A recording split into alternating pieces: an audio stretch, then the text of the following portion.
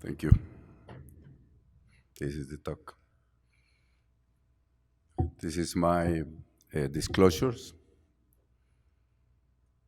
So when we want to go to endoscopic suturing, we have to have some new extra consideration because the fact that we have now what I call a good needle holder by endoscopy doesn't mean that we are all qualified to do that. You saw Bipan Chan mention the qualification. We expect to do advanced endoscopy or bariatric endoscopy at the end. But also, there are some things that we need to pay attention to before we move to that one. The problem, and this is a very nice graphic from Abu Daye from the Mayo Clinic that he modified from the other ones we use it.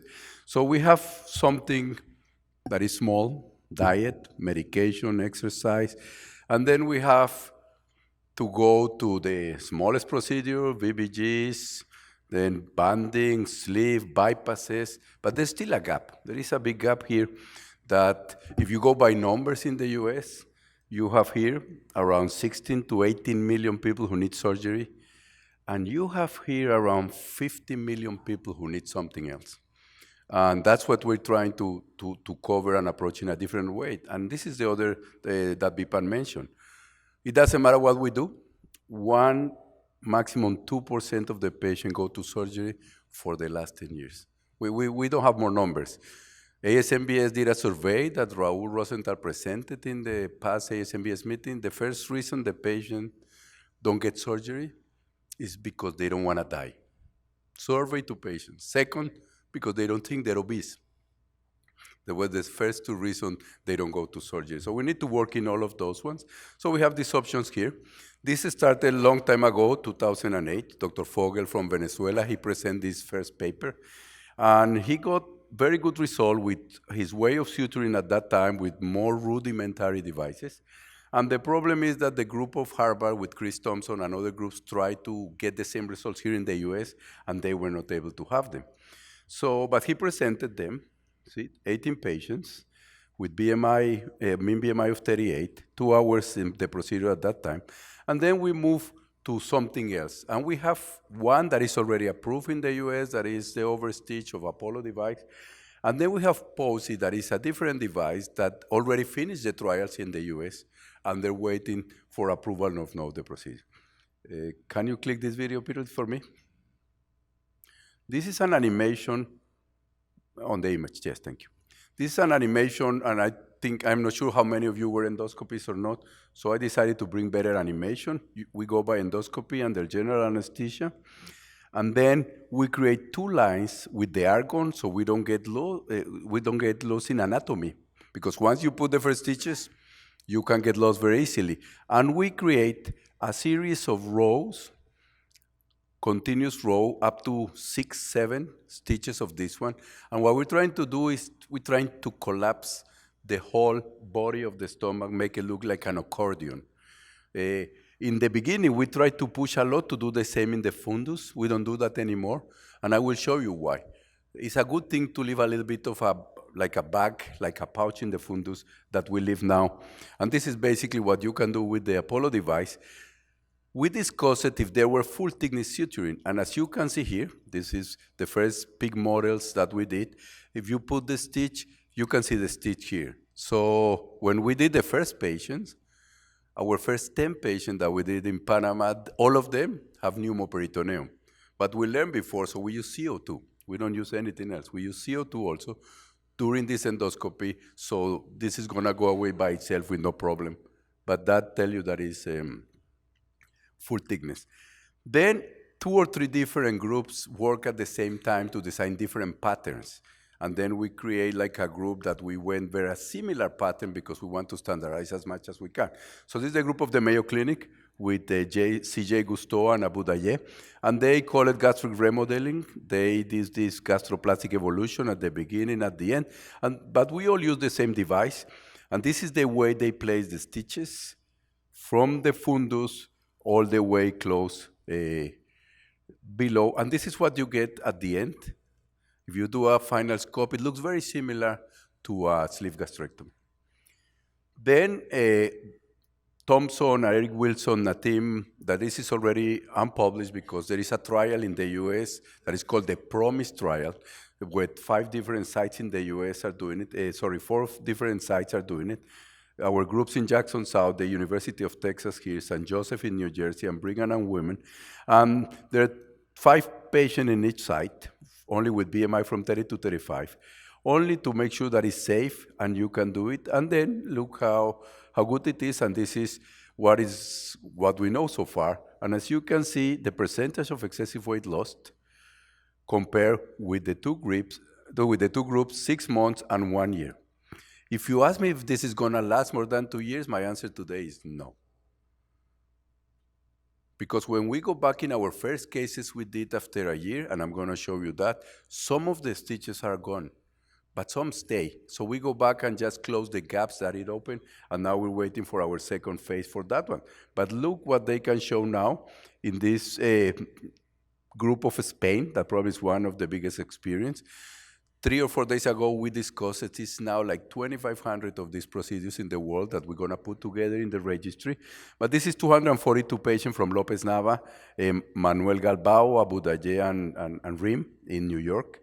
And this is the outcomes from this study. As you can see here, of course, more female than males, and the baseline of BMI. And look at this. This is a total body weight loss at 6 months and at 24 months. 24 months, we're talking now 2 years. It was initially the total, not the percentage of excessive weight loss, but the total 15%. And at 24 months was around 18%. At this time, they start to regain a little bit of weight. Not all of them, because some of them, they already learned some alimentary habits for this. And that's a good thing. And if you see, when they did the multivariable linear regression model from the group, they noticed that the patient who achieved more or less 10% of total body weight loss at 6 months were 5.5 less likely to achieve the 10% at 24 months. So it's also a little bit predictive. And I wanted to show you, because every time I present now about the technique, everybody asks me about, give me numbers. We didn't have many numbers. Now we have a little bit better number. So that's what I want to show with you. Also, what happened with some of the comorbidities, hemoglobin A1C, 12 months after the endoscopic suturing gastroplasty, as you can see here, compare with the beginning. Also, what happened with the waist circumference, as Marina showed you before with some of the studies we do now, what happened with hypertension, what happened with the triglycerides and cholesterol, etc. And this is probably what changed a little bit our approach. This study was performed by Abu Dhabi and Chris Gusteau at the Mayo Clinic, because we were taking 35 minutes trying to flex our scope to also close the fundus. And with this device, it's very difficult. So we quit. And the patients were doing better. And then Baram Abu Dhabi decided to do gastric scintigraphy before and after. And then he discovers that now the patients retain food for a period of time in that kind of pouch that is in the fundus. And that make them feel more satiety. And that extend the time that food stay in the stomach, so the patient eat less and less often too. Not only amounts, but the time. So this is how they did this study. They changed in satiation and meal tolerance test for this patient before and after. And that's what's very interesting. So now we don't get crazy closing the fundus. But also we learn that it's not easy to teach and to learn the procedure. So we are creating like more than the curriculum that Bipan mentioned. So people who wants to go to primary procedures, they should learn first to do revisional bypass procedure, where you only put 1 or 2 stitches around an anastomosis. By the time you master that, you are able to move to this one. And this is how you see 1 year after the sleeve by endoscopy. It looks very similar to the one we do by. When you go a little bit more, you see some stitches stay, some they gone. And that makes that Now food can go all the way to the other side of the stomach, and some patients start not feel that hungry at the satiety. You can go back and put the stitches again, and that's very interesting for us.